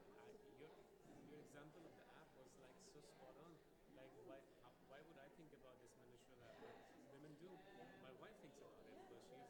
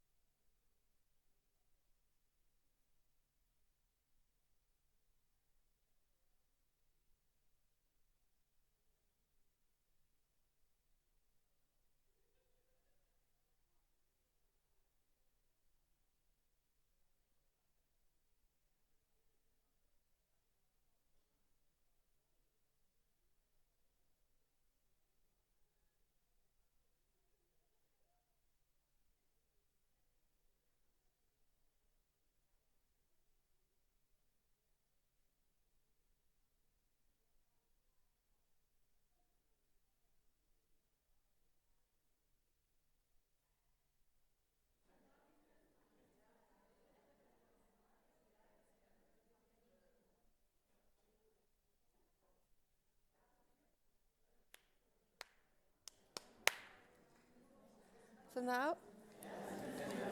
now I can welcome you all to the final part of this event. It's a panel discussion. So please, panelists, come up on stage. I think I'll just stand here. You can stay where you want. So thank you so much for your insights, shared your experiences and your reflections. And I heard in the discussion in the break, there were a lot of people, not just only females, that were inspired to do more to decrease the gender disparity and let AI be a more inclusive field. So I would like to start with a short introduction. In her essay, A Room of One's Own, Virginia Woolf, the author, this was published in 1929. She commented then on the lack of freedom of women by stating that a woman must have money and a room of her own if she's to write fiction. In 2023, one might rephrase this as, a woman must have a room of her own, a space where she feels included and invited, and female role models if she is to engage with AI. And I would like to start this panel discussion by exploring this theme, this 2023, A Room of One's Own, and the importance of female role models. And we're going to ask our female role models 2 questions to start with. The one is, have you experienced any difficulties in being a woman in the field of AI? And most importantly, sort of optimistically, how and what and who gave you sustenance to continue to be a profiled female in the field of AI? Because if you experience difficulties, you still pushed through. What was that? So please, Ishita, you can answer first. Okay, so the first part of that question was if I've experienced difficulties. Yes. Well, I come from medicine, and you have a great representation of female doctors there. However, I think that in a fast-paced hospital environment, that doesn't necessarily mean that you will find the support that you need, even though you have a lot of female role models there. And for me, it was especially hard as a junior doctor, because I experienced that I felt vulnerable with patients, and I thought to myself, well, why are we only using like our human eyes to look for cancer pre-lesions? Why can't we use AI or robotics or something, some technology to help us? And the reaction I got was, well, you just need to continue, and then in a couple of years you will probably feel less vulnerable. That didn't happen, and so I actually went out of that. I came into research, and that was like frowned upon. Why did you choose such a untraditional choice of going out of the clinic? Like, patient care is done in the clinic, not in research, or like now I'm in the private sector. And so I felt the lack of support kind of, it was hard in the beginning, but also I needed to stay true to myself, and I found that support in my friends actually. So I realized that the last couple of years I have found friends that are people I look up to. So that support came from them. And I would like also to say that as a woman, that it doesn't really, it really doesn't occur that, oh, I'm a woman, I'm going into this as a woman. I just try to do, at least in a hospital situation, what's best for my patient. So you never really put the hat on like, oh, I'm a woman and this problem is just because I'm a female doctor. Like, it never occurs to you. But yeah, I just realized that when I didn't find that support there, I went out and I found people who supported me in different ways. And so that's doable, and having like a Pippi Langstrømpe mentality to it. Like, okay, you've not done it before, okay, we'll probably be very good at it. Just try. Yeah, I think I tried to answer your question. Yes, you answered them really good. And it's like support in the right people. That's, I guess, is important. Lisa, would you like to elaborate? Yes, for the first question, challenges. I don't think I necessarily face so many challenges necessarily working with AI, but I think there are definitely some challenges being a woman in the field of technology and tech, since we are so underrepresented. I think like the stereotype of a person working in tech, like thinking this is a really good person, is like either like all, gaming, big clothes, maybe glasses, or keeping a Red Bull, something like that, or often can be like you're trusting a 50-year-old man because he has a lot of experience, right? So I think like coming in and not being part of that stereotypes give you not often, but it can give you some prejudice. So I just felt like some of my previous jobs often like went out to clients, and I often went out to kind of managers, and they're often like men, 50, 40-year-olds. And I think like sometimes it kind of felt like they were, I got you. I didn't get the gamer type or the 50-year-old person type, you know what I mean? So it was a little bit like, it's very different from people to people. You notice right away people's kind of feelings towards you, right? So some men, you felt like they came in and they were like, I don't trust this person, I don't listen, I kind of ignore a little bit like that. But of course, not everyone's like that. So I have had a lot of, like my previous job, my current job in the intellectual labs, it's very nice. I feel like I come in and the people kind of trust me there. They're like, right away, I believe in you, show me what you can. But some men and some people are more like, I don't believe in you, a little bit like, prove me wrong. And I think it's so much better to start off a working relationship where you kind of prove me right than prove me wrong. So I think that's kind of a part where, because women are so underrepresented, it's better if we have a lot of role models, people see that women also can do this, right? And the other question that was about who has supported you, right? Yes. Yeah. Guys, I have some role models. People got me into the AI field, but I also think like you, not necessarily friends, but maybe kind of colleagues, female colleagues. Not always so much, many of them, you know what I mean? But often when I talk to female colleagues, we're more sharing with kind of how we feel about things, challenges we face. We can walk through it together. We can talk about challenges. We can also talk about winnings together and more kind of like appreciate and share. Maybe always don't get that connection with male colleagues, for example. So for me, I really appreciate all of my female colleagues that I have around me. Some of them have become even best friends, and I think we're really like supporting each other. Thank you very much. And you're also going through this to find the right people to support you. They trust you and sort of co-build your courage. That's a good thing. Siren, you addressed this in your talk, but elaborate, please. Well, I have had some challenges, but some of the challenges has been also my internal challenges. So in meetings, especially most of the meetings I have attended recently and lately, has been male-dominated, and I'm sitting there wondering if I should be vocal or not, if I should raise my opinions and question this or that. And my experience this far has been that most of the times it's my internal struggles to keep me from saying they want to hear my opinion, but I hold back in fear of what if I'm wrong, what if I say something stupid.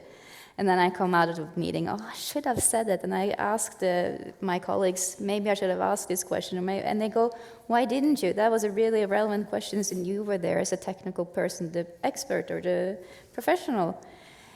And so that's a part of the internal struggles is most of the things I faced. So coming back to having to overcome this is getting trusting abilities and asking for feedback and getting the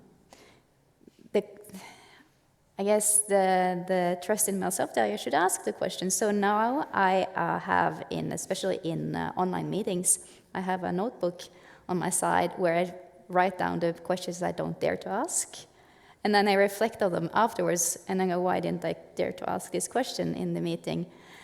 And one of the supports I've had is, like they have also mentioned, it's my friends, but also colleagues. And it's been both genders, is having those who you manage to have a safe psychological space where you can raise the insecurities you have and discuss. And why don't I dare to say this? But in my opinion, the challenges in the field of AI, yes, it's male-dominated, but it's also some of the things we put on ourselves as well. Thank you. And also, especially in your talk, you said to be bold and humble. It's a nice thing to remember. And also this, to listen in how am I as a person at meetings. It was all interesting. Well, I don't like to speak up, you say, and then you write down the questions, and then you can say them or write them. Because more often than not, the questions we have are relevant and important, and we should ask them. Clear. How much time do we have? Yes. I have straight up been told by men that we don't have a problem with the number of women in AI, which is very disappointing. So a couple of times when I've been promoting the project that we've been doing, for example, we were promoting the workshop that we were having, that people have messaged me and said there is no problem with women in AI, the problem is in the data. And when I tried to say, yes, the problem is that the data is historically male, they go, no. So, Surprising. yeah, and that, it irritates me, but, okay, this you're just proving my point of why we need to do this work. Perhaps what was more disappointing to me was that when people seem to get it, but then actually trivialize it. So as an example, in the workshop that we had that Bertha also attended, a senior manager from my company was there, and he, talked a lot over the women that were there, even though it was a Women in AI workshop. And then at the end of it, when we were summing up and we said, what can we do to get more women into AI? And he just sort of said, I know. We need to create a women's network. And he just sort of sat back and folded his arms like problem solved. And I explained to him that, creating a women's network is not necessarily the solution. We already have good networks for women, not a Women in AI network specifically, but very good networks for women.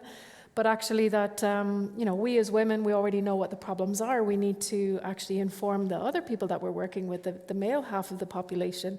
So just creating a women's network for women to get together and talk about the problems that we experience is not going to solve the problems. Cathartic for us, but not fixing anything. And that was really disappointing for me because I thought, this was at the end of a 3-hour workshop where he had just listened to the experiences of women who are working in AI and how it affects them, and that, he just kind of trivialized it all, saying, we just need a network and that's it. So, those are the kinds of experiences that I have come up against. And as I said, all it does is reinforce for me that we really need more effort in this area. We really need this research. But the things that have really kind of encouraged me along the way are, again, as my other panelists have said, it is, the colleagues and the women that I've spoken to, particularly through this project. We've met some fantastic women who are doing really amazing work. And it's not just that they're women, it's that the work that they're doing by itself is fantastic. And it really shows me that we can do this. And I also, another thing that I do is I try to follow on social media other women who are working in this field and who are doing really well. And even, there's a group on Facebook called A Mighty Girl, and they talk about, all of the kind of female inventors and scientists who've done these great things for society, through the years. And that's really inspiring for me as well, that you see there's this long history of women who have really kind of pushed the boundaries with science and technology and so on. And now they're finally starting to get that recognition. So that's very, very encouraging. Thank you very much. You're pointing to the importance of having really good, visible, connectable role models. And this Mighty Girl, this is such a good site. You can order free posters. I did this for my daughter, for all different scientists. So you can, in her bedroom, They're wonderful, going into STEM, or at least just make her voice heard. So you should look into it. I would like, before we ask questions from the audience, you two, Ishita and Alise, you just finished your PhD. And one question is, what should organizations do to recruit and retain female researchers and professionals in AI?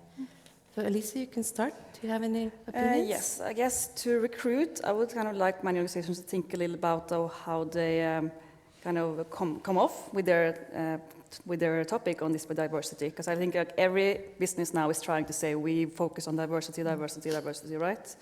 But also I don't think they always focus on the proper way. I think they focus on like we're told we need diversity, like a KPI kind of almost, but they don't focus on we need diversity because it will benefit our organization, you know what I mean? Because I like, when for my first company I started with, I remember being on the first day, sitting there, taking my pencil up, ready to start working after my master's.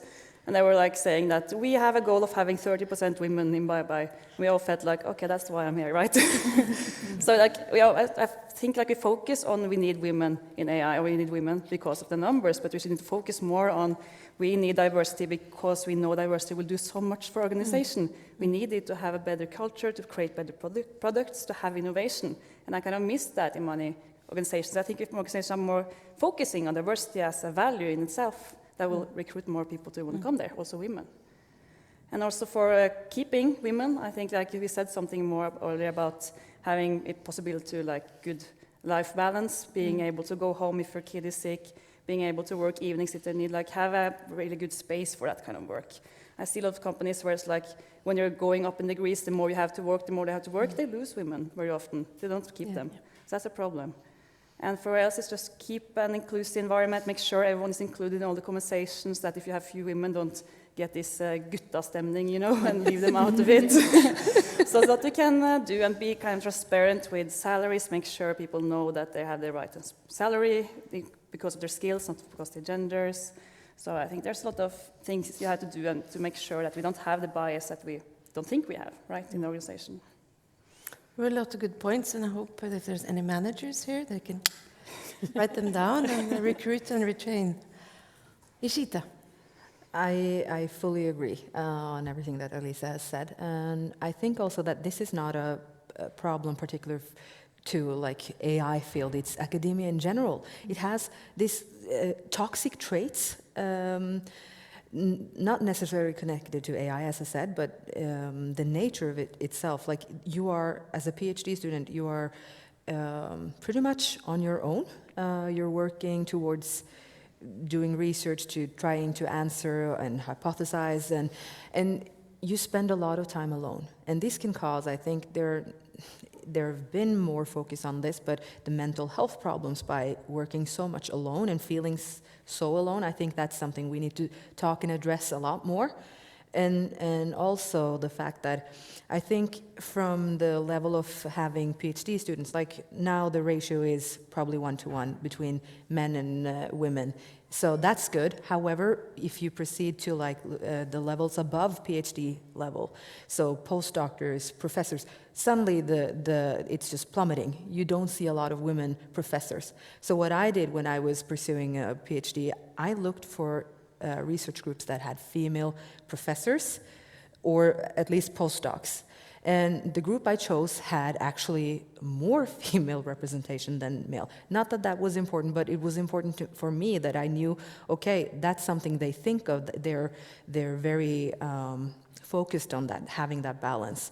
So that being said, I think that representation, it only matters because you're going to have. It doesn't make sense that half the population, like I said before, is not represented in doing research on such important fields. So I think we need to talk more about the gender balance in terms of why are we only looking for talent in half the pool? Have to make an active effort to increase. Yes, thank you. I was wondering, are there any questions from the audience? Birte, you can. There are 2 questions, and maybe also who you want to answer, or. Do I have to ask a question, or can I make a comment and they can comment on that? Please do make a comment.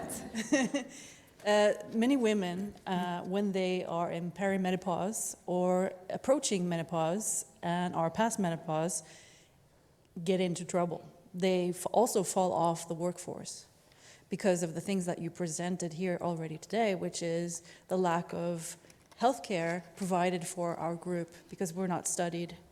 And I'm thinking that flexibility in how a job looks like, redesigning the division of labor, is necessary for accommodating women while maintaining a bridge, because there's going to be like an overlap of women stuck in that zone, you know, who have fallen off the wagon and have to get back. And today, part-time work is not, there are not that many part-time work positions in development, UX, or in AI, or in programming. And this is a big issue.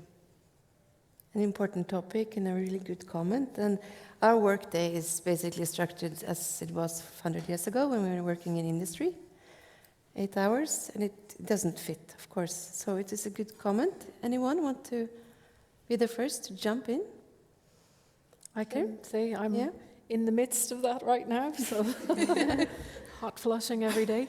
I think you're absolutely right, and I think it's an interesting thing that menopause in particular and perimenopause has really become a topic in the last kind of 2 or 3 years. It's suddenly people are talking about it a lot more. And I think that for a lot of people, it's like, what is this? We've never spoken about it before, and yet it's something that women have been experiencing for thousands of years, as long as women have existed. And I completely agree with you. I think that there have been some initiatives recently, I think in the UK, for example, where they were trying to, allow for leave for women who were experiencing this. So they tried to actually bring it in as a law, and it got voted down, which is disappointing, but it was the first time that something like this was ever presented. So I think that things are starting to happen about that. It might get better in the future, but I fully agree with you. And I think with what you said earlier about not just looking at women, we need women in the workforce just as a box to tick to say, okay, we're gender balanced, but actually looking at what is the value of women in the workforce, what do women bring that we didn't have before, and then you can also extend that to, therefore it is worth for us to allow women to take time off to have a family, or to allow women to take time off to adjust to this period in their life, which is menopause and perimenopause, because then it's worth them coming back because they bring such value to our company. I think we're probably still a long way from having that recognition in the workforce, but I would really love to see it. I can say from experience that I think it's better in Norway than it is in some other countries. At least for me, my direct experience has been I've gone to my manager and just said, look, I'm going through the change. And there are some days when I just do not want to be in the office. I need to be at home, because if I'm in the office, I will cry and kill everybody. And so I work from home on those days when I need to. But equally, there are other effects as well, like, lack of sleep and brain fog and things like that can really affect your ability to perform. And it can be it's a very tough time for women, I think, because we don't talk about this. You don't really know what's going on, and and it worsens the imposter syndrome and feeling like, oh, I'm not good enough to be here. So I agree with you. I think more empathy in the workplace and more kind of recognition that, this is something that the majority of women will go through. So how do we design our workplace around that? And it's, in addition to things like having more flexibility for women who have kids at home or have, are responsible for care of their parents or something like that, this is an added aspect of flexibility that we could try to build in. But my personal opinion is I think we're still a long way away from it. But I think it's wonderful that we're discussing this openly and using words that for 10 or 5 years ago we were not going to do on stage. Yeah. And it all gets to sort of present your true self. And some days you cry and want to kill someone, and some days you're feeling invincible. Today's not one of those days. I'm glad to hear. We have at least one more question or comment there. Excellent. Love that you're engaged. Hi guys, so my name is Ida, and I am a founder of a tech company that uses AI to personalize learning for children. We are now in the process of recruitment, and I feel like a direct responsibility to ensure that we do this right. So I wanted to take the opportunity to hear from you directly, what can I do to speak to you, and what is important to you when we now go into this recruitment process, because I am a founder and I am also a girl that wears hoodies and do the Red Bull, so I fit that stereotype as well. But how can I reach the people that is you? Thank you. Such a good question. Yes. Maybe you want to? Yeah, because I do a lot of recruitment myself, and it's a really good question, and it's what I've been pondering in my head for the last year, trying to recruit. And as I said in my talk, I don't recruit based on gender. You have to, of course, if you are female and really good at the work, you will get it. But it's so. But how do I find? Because we are sort of a unicorn sometimes. Finding might experience that. Because like you said, with the KPIs, companies want to have the gender balance, so they are targeting women in this field. They are getting their inboxes in LinkedIn filled with, most often, job applications. So how do you stand out? And I think maybe one of the things you can offer is how is the workspace set up for women with inclusion? How do you work with diversity? It's not just a number you should tick, it's how you include them in the process, in the meetings. It's, can you be a part of, it's coming back to what I said also, we are more diverse than we are equal. So what drives and motivates me might be different from someone else. So I like to be challenged by having be able to be a part of the change. So if you're a startup, you might want to find the people who are motivated by being part of changing and setting up the environment, and then you might speak to that. But if you speak directly to just women, I don't know. Yeah. But there's also, like you mentioned, with ticking the boxes, it's how we set up for the recruitment process. We removed a lot of you have to fill this, you have to have this experience is more, this is what you will do in broad sense, and this is what we would like you to be passionate and motivated by, and then you would have to figure out yourself if you can do the work based on the skills and abilities you have. So you don't have to go, yes, I have 4.5 years, yes, I have done this, yes. We will figure that out in the interview. It's a good advice to present yourself to how you are as a company, and also to broaden the way to talk with the people applying. Maybe they just write a short essay instead of the questions and so forth. But Ishita, you started your new job last year, so you've been through these recruitment processes. So what caught your eye with your employer and not caught your eye with other employers?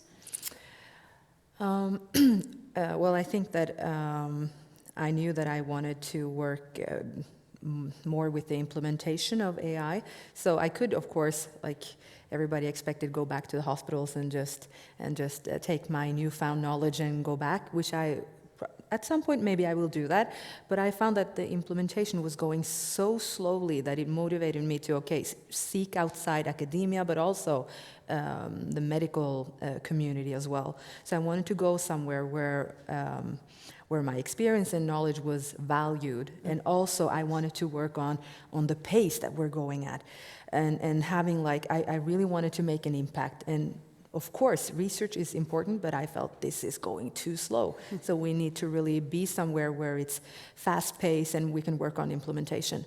And back to your question, I would focus on, if I were to invest or really look at this startup, I would really look on proof of concept. Like, how fast have you proven that this is equal to an existing solution? What kind of problem are you solving? That's really the main question.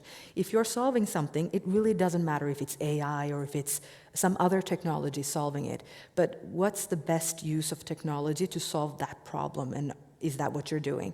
Then I would focus on the validation.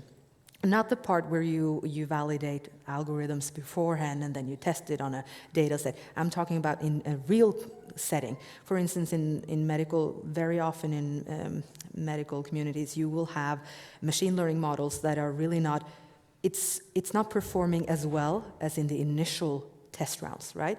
So in the initial validation test rounds, you're seeing, it's an accuracy of 100%, and then the headlines go like, it's going to replace dermatologists, it's finding skin cancer much faster. And then when you put it in the hospitals, it's not working that well because it never was tested in a real clinical setting.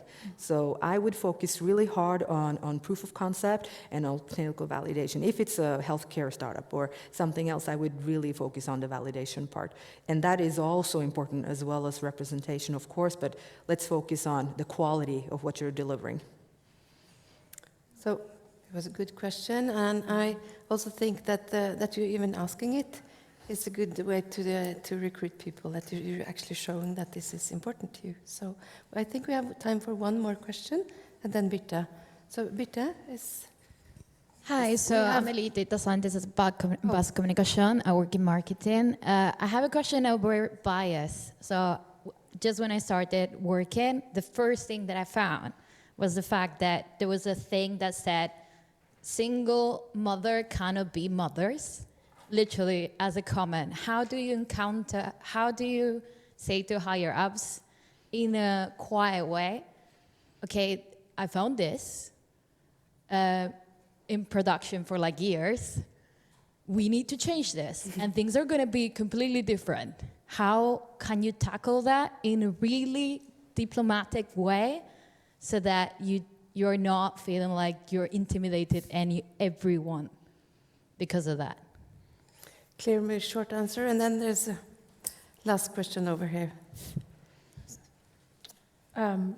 Yeah, it makes me think about if there had been a woman on the Apple app who had said, actually, you've got a problem. I think, it's what you mentioned is a really, really important finding, and so I would just take it to the head of the development team and say, book a one-on-one meeting with them and just say, look, I've found this issue, and I think this is a big problem with an example of bias in the data, so maybe we need to relook at this. And be ready with some examples of the Apple Health app, for example, or Amazon, to say, if we don't look at this, then we risk that actually there could be other biases in the data that could affect the usefulness and how the final product is going to be perceived. So I think that any developer worth their salt will pay attention to that, because equally if you went to them and said, here's a problem that will affect the usability or something, if they want to create a good product, they should be aware of that. Yes, even if it has been years in development, okay, it's going to cost them some work to redo it, but in the human factors world, we often get this as well, that we're brought in at the end of a project and we find out the design is absolutely terrible and no human can use this, and it's awful having to tell somebody that the last few years of work that you've done is going to have to probably be redone, but in the end they should thank you for bringing this up. So I think that the way that I've approached it in my career, not AI related, but I've always thought, well, my personal integrity means that I need to at least bring this up. I can't live with knowing that there is this really basic problem that's going to affect the end solution. So I feel like I need to bring it up, and that's what's kind of pushed me past the nervousness or the reluctance to do it. But I would do it, if you are a bit nervous about it, I would do it in a one-to-one setting with somebody, who's kind of higher up in the development team, rather than doing it in a big open forum. Yeah. And it's a good question, and probably sometimes you should don't be so diplomatic. Just speak your voice, because it's important. Bust down doors. Yeah. So we have a final question. Yeah, not so much a question, maybe a comment or response to some of the pledges. And of course, I have to speak since I'm one of the few men here. And I'm the CEO of Intellectual Labs, partner with Alise. We do recruit part-time. I'm dreaming about someday we can do four-day week, not because of women, because I believe in that. We are also very, very keen on the diversity issue. I didn't come here to recruit, but I kind of feel that there's an opportunity to do that. So excuse me for my opportunistic approach, but really, I just wanted to say this, that before we start to talk about AI and women in AI, I'm a big fan of women, so maybe I'm a little biased towards women. So, but probably that's biased even saying that. So there is something that maybe I can give a little motivation. There is some of us men out there, we really see the value that some of you are talking about. Maybe a lot of my fellow men are ticking the boxes and counting 30%, 50-50, want to reach 50. But I have experience recruiting mostly PhDs over the last 6-7 years in AI. And there's a huge value in the female approach to technology, right? So a lot of the things that you're talking about, I just have experienced it, and I really appreciate that. And that's why we want, so I want to go a little further than Alise was saying, let's look at the value of diversity. I would say, let's look at the value of the female perspective in development. So that's a specific thing, you know, so simple like that. Women collaborate better. Women are less prone to say, I know better. And these things, see, when you want to create good projects, doesn't matter whether it's AI or not. I am a firm believer that collaboration is really the effort, and to make that actually work is really difficult. It's a nice buzzword, but to make it work is hard. And if you have women on the team, I wish I was talking to men here, but there's not so many men. But if you do have women on team, they help you achieve collaboration, I think. So just go for it, ladies. And I'm a big fan. Intellectual Labs is there. We don't have the 50% box yet, but yeah. Oh, thank you very much. And we're going to have some food and some mingling. So if there's any other companies here that want to recruit, it's been excellent. So I want to thank this lovely panel. Give them a big round of applause.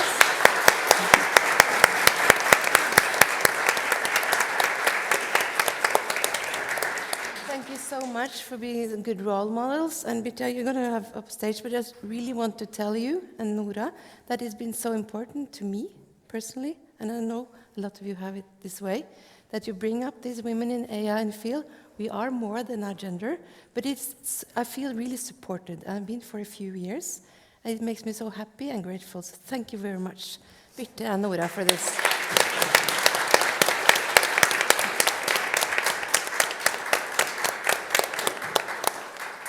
So now leave the stage. Take up that much of your time, but of course also I would like to say thank you very much to the keynotes, Alise for joining the panel, to our volunteers today, to the NORA team, the excellent NORA team that I get to work with every day, of course to everybody who attended here today. I'm very grateful that you were here. I would like just to take a couple of seconds of your time to point your directions towards two things, and that is, we've talked about it a little bit today, but it's about promotion of female role models, it's about recognition, and it's about giving credit where credit is due. So perhaps you guys in the audience know someone who perhaps deserves to be recognized for their contribution to the field of AI. I was recently recommended to read through an article written by Sophie Hubert from Columbia University called Prize and Prejudice. In it, Sophie describes how many awards secure to maintain a gendered status quo, especially within the fields of technology and AI, because in this field, women are in the minority. She provides the following advice, and I urge you to follow the same. I suggest that you make a list of women who would deserve a prize nomination or two. Leave out the men and keep going until you have at least a few dozen names. The next time you are in a position to nominate for a prize, award, or fellowship, use that list. I encourage you all to look through your network and recognize the women that you work with, also within your wider network as well, and think about them when you consider the NORA Annual Awards. The NORA Annual Awards are awards that seek to recognize individual contributions within the field, and as you can see, they recognize many different things, such as early career investigation, diversity in AI, incentives for AI community building, and so on. You can read more about these awards, but they will be given out during the NORA Annual Conference, which will take place on the 4th and 5th of June this year. The other thing that I would like to call your attention to is the Women in AI Norwegian AI Directory. Many of you guys who have probably followed NORA for the past couple of years know that in NORA we have, in recognition of the March of the 8th of March, have published digital campaigns where we have promoted and worked towards increasing the visibility of women working within the field.